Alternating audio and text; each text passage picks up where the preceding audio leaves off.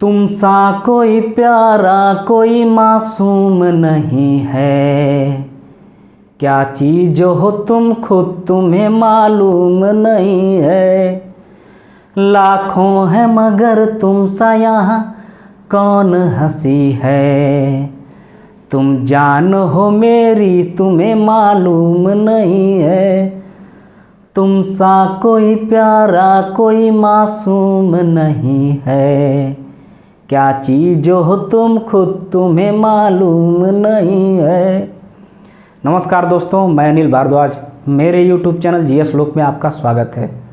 दोस्तों, आज से इतिहास की कक्षाएं प्रारंभ हो चुकी हैं। मैंने अपने पिछले वीडियोज़ में भारत में यूरोपियों के आगमन के बारे में बताया था। भारत में यूरोपियों के आने के पीछे क्या कारण था, ये भी मैंने बताया था। मैंने ये भी बताया था कि 1453 में किस प्रकार से ऑटोमन साम्राज्य ने कुस्तुनतुनिया पर अधिकार कर लिया और इसका प्रभाव पूरे यूरोपीय व्यापार पर पड़ता है। तब जाकर के यूरोप के जो अन्य देश थे जिनको व्यापार का एकाधिकार नहीं प्राप्त था, उस समय सिर्फ इटली को ही व्यापार का एकाधिकार प्राप्त था, तो वहाँ के शासकों ने, खास करके यूरोप के जो तटीय देश थे, वहाँ के शासकों ने नए जलमार्ग खोजने की बीड़ा उठा ली। और इसी क्रम में तमाम लोग आए जो कि पूर्व के तरफ, और नए नए देशों की खोज नहीं कर सकते हैं, बल्कि ऐसे जगहों पर पहुँचे जहाँ पर उन्हें उपनिवेश बनाने का मौका मिला या नए बाज़ार खोजने का मौका मिला, वहाँ व्यापार करने का मौका मिला। तो सबसे पहले हमने आपको बताया था कि 1487 में बार्थोलोमियो डियास ने अफ्रीका के केप ऑफ गुड होप तक पहुंचने की कोशिश की थी, बाकी उसके आगे वह जा नहीं सका। फिर उसके कुछ ही समय बाद, 5 साल बाद, 1492 में कोलंबस ने पूर्व की तरफ जाने की कोशिश की और पहुंच गया अमेरिका के तटों पर, जिसने वहां के लोगों को देखा और वो समझा कि वो इंडियंस हैं। इंडियंस को देख करके उसने इंडीज उनका नाम रख दिया, जिससे आज उसकी पहचान वेस्ट इंडीज़ के रूप में की जाती है। फिर उसी क्रम में कुछ सालों बाद वास्को डी गामा ने यह बेड़ा उठाया और 1498 में कालीकट पर पहुंच गया। जब कालीकट पर पहुंचा तो जमरों ने उसका स्वागत किया और इस प्रकार से भारत में आने का जो रास्ता था उसको यूरोपीय देशों को मिल चुका था। तो चलिए दोस्तों, आज की क्लास में हम उसी क्रम को जारी रखते हैं और देखते हैं कि पुर्तगाल ने भारत में अपनी सत्ता किस प्रकार से स्थापित की थी। तो चलिए देखते हैं। तो सबसे पहले हम ये देखते हैं कि भारत में यूरोपियों के आने का क्रम क्या था। पुर्तगालियों के सत्ता स्थापित करने से पहले हम ये देख लेते हैं कि भारत में कौन कौन सी यूरोपीय शक्ति सबसे पहले मौजूद हुई थी। तो हम देख पाते हैं कि 1498 में पुर्तगाली आ चुके थे, यानी कि वास्को डी गामा 1498 में आ चुका था।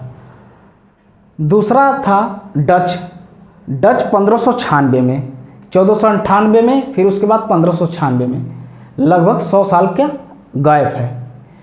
तो 1596 में डच आ गए, उसके बाद ब्रिटिश 1599 में आ चुके थे, डेनिश आए 1616 में, और फ्रांस सबसे लास्ट में आए थे 1664 में।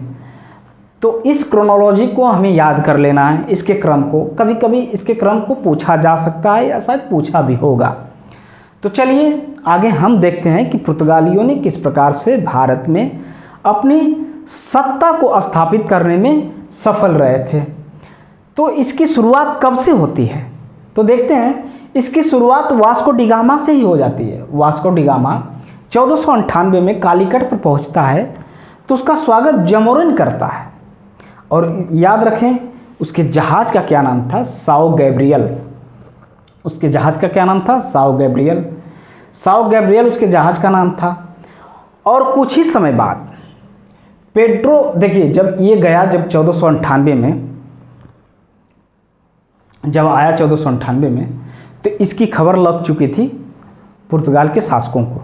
पुर्तगाल के शासक ने तब जा कर के पेड्रो अल्वारेज कैब्रल को भेजा। किसके साथ भेजा था, उस बार्थोलोम्यू डियास के साथ भेजा था, जो कि 1487 में अफ्रीका के केप ऑफ गुड होप तक ही पहुंचा था, वापस लौट गया। उसके पास काफ़ी एक्सपीरियंस था। फिर उसी के साथ पेड्रो अल्वारेज कैब्रल आया। और अब जब आया तो 13 जहाजी बेड़ा लेकर के आया।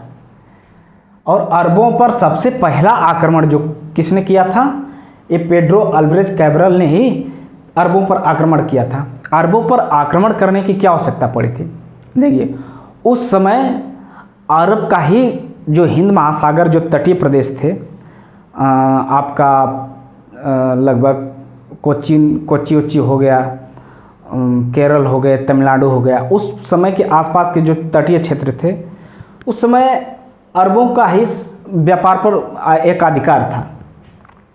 तो अगर व्यापार पर अरबों का एक अधिकार था, यदि अरबों को हटाना था, तो पेड्रो अल्वारेज कैब्रल ने सबसे पहले इनको हराया। फिर आगे देखते हैं, हराने के बाद क्या किया, कोच्चिन और कन्नौज पर उसका शासन हो गया। कोच्चिन और कन्नौज को उसने छीन लिया। चलिए आगे देखते हैं। अब ये तो थी 1498 की घटना और उसके बाद की घटनाएं। 1499 में वास्को डी गामा पुनः वापस जाता है और 1502 में वास्को डी गामा दोबारा आता है। देखिए एक बार 1498 में आ चुका है वो, और 1502 में भी दोबारा आ रहा है। 1499 में तो चला गया। अब अगली घटना क्या होती है 1503 में, क्रम को देखिए इसको। पुर्तगाली का कोच्चिन में प्रथम कारखाना, अब 1503 में आते ही प्रथम कारखाना खोल दिए इन्होंने। अब 1503 में जब कोच्चिन में कारखाना खोल दिए तो मात्र 2 साल ही लगे, कन्नौज में भी दूसरी फैक्ट्री खुल गई। यानी 1505 में कन्नौज में दूसरी फैक्ट्री खोलने में कामयाब हो चुके थे। अब देखते हैं, जब इतना काम हो चुका था तब फ्रांसिस्को द अल्मेडा, पुर्तगाल का प्रथम वायसराय, भारत आया और उसके जो प्रमुख कार्य हैं उसको देखते हैं। जो फ्रांसिस्को द अल्मेडा का जो प्रमुख कार्य है इसको देख लेते हैं। ये अब सबसे पहली बात कि ये प्रथम वायसराय था। कहाँ का, पुर्तगाल का प्रथम वायसराय था। और आते ही इसने क्या किया, अरबों पर आक्रमण कर दिया। आते ही अरबों पर आक्रमण कर दिया। क्योंकि अरबों का व्यापारिक एक अधिकार था, तो शुरू में उसने अरबों पर आक्रमण ही किया। फिर उसके बाद क्या किया कि दुर्गों का निर्माण किया। कौन, फ्रांसिस्को द अल्मेडा। अब दुर्ग धीरे धीरे दुर्गों का निर्माण करने लगा। इसका उद्देश्य क्या था, इसका उद्देश्य यह था कि हिंद महासागर के जो व्यापार थे उस पर अधिकार जमाना था। देखिए दरअसल होता यह है कि जो दुर्ग होते हैं वो सुरक्षा के लिए होते हैं, लेकिन इनका सिर्फ एक ही मकसद था कि किसी तरह हिंद महासागर पर इनका व्यापारिक एकाधिकार हो जाए। देखिए इसी नीति को क्या कहते हैं, नीले या शांत जल की नीति। हिंद महासागर में व्यापारिक अधिकार को जमाना ही क्या कहलाता है, नीले या शांत जल की नीति। काफ़ी इम्पोर्टेंट है। तो इसका एक प्रमुख कार्यों में से ये भी माना जाता है कि नीले या शांत जल की नीति किसकी थी, फ्रांसिस्को द अल्मेडा की। चलिए आगे चलते हैं। 1508 में मुस्लिमों की संयुक्त सेना, अब देखिए 1508 में भाई अब लड़ाई होने लगी थी। 1508 में मुस्लिमों की जो संयुक्त सेना थी, मिस्र, टर्की और गुजरात, इनसे क्या हुआ, इसकी हार हो गई। हार गया बेचारा फ्रांसिस्को द अल्मेडा, हार गया 1508 में।